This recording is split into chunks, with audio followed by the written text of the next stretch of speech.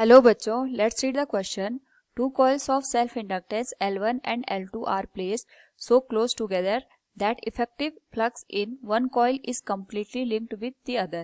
If M is the mutual inductance between them, then we have given four options. Now first of all, we will discuss here the key concept, which is the mutual and self inductance of a given coils.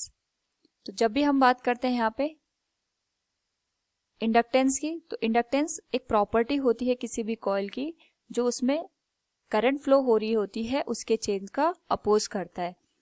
तो जब हम बात करते हैं यहाँ पे self inductance की, तो सेल्फ इंडक्टेंस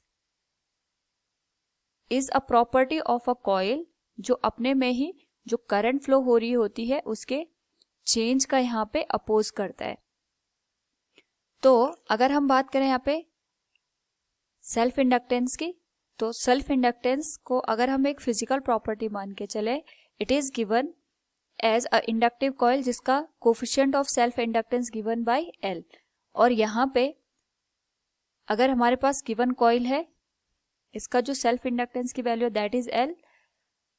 इस पर्टिकुलर केस में अगर हम इस कॉइल के थ्रू करंट की वैल्यू को कॉन्टिन्यूसली चेंज करें, तो इस कॉइल में यहाँ पे इस करंट के इंक्रीज या डिक्रीज होने का अपोज होता है और इसी प्रॉपर्टी को हम यहाँ पे कहते हैं सेल्फ इंडक्टेंस।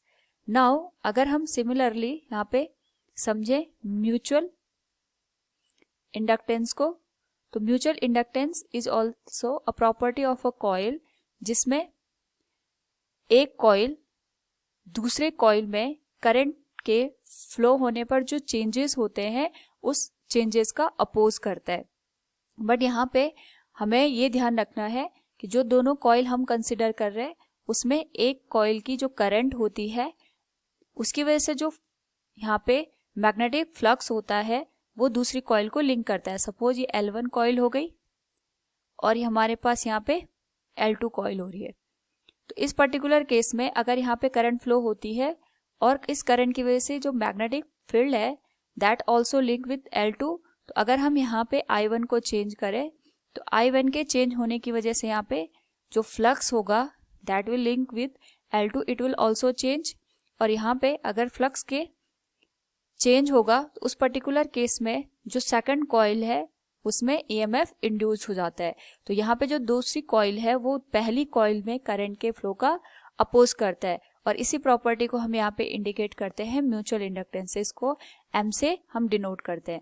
तो अगर हमें यहाँ पे दो कॉइल गिवन है L1 और L2, इनके बीच में अगर मैग्नेटिक फ्लक्स लिंक कर रहा है उस पर्टिकुलर केस में जो म्यूचुअल फ्लक्स है that is given as phi, और यहाँ पे जो म्यूचुअल हमें इंडक्टेंस की वैल्यू गिवन है दैट इज M। तो इसका जो रिलेशन होता है सेल्फ इंडक्टेंस के साथ it is given as √L1 multiplied with L2। So from the given option हम कह सकते हैं यहाँ पे option D will be the correct answer. Hope all you understood it. Thank you and best of luck.